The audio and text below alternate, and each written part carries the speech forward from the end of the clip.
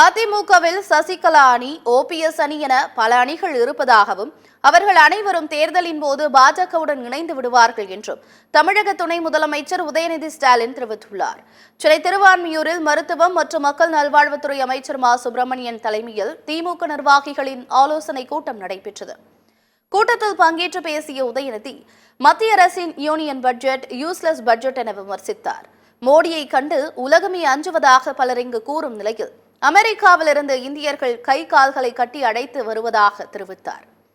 மேலும் தேர்தலின் போது தமிழ்நாட்டிற்கு பலமுறை வந்த மோடி தற்போது தமிழகம் பக்கமே வரவில்லை எனவும், அதிமுகவில் சசிகலா அணி, ஓபிஎஸ் அணி என பல அணிகள் இருக்கும் நிலையில் அவர்கள் அனைவரும் தேர்தலின் போது பாஜகவுடன் இணைந்து விடுவார்கள் எனவும் விமர்சித்துள்ளார்.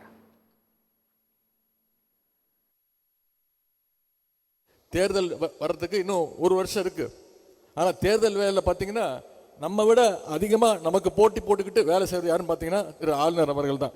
எங்களை விட எங்களுடைய திராவிட முன்னேற்ற கழகத்திற்கான பிரச்சாரத்தை இங்கே இருக்கக்கூடிய ஆளுநர் தான் மக்கள்கிட்ட கொண்டு போய் அதிகமாக சேர்த்துக்கிட்டு இருக்கிறாரு. அங்கேயும் பல அணிகள் இருக்கு. சசிகலா அணி, டிடிவி அணி, ஓபிஎஸ் அணி, இப்போ புதுசாக ஒரு அணி இருக்கு, அதுதான் திரு செங்கோட்டையன் அணி.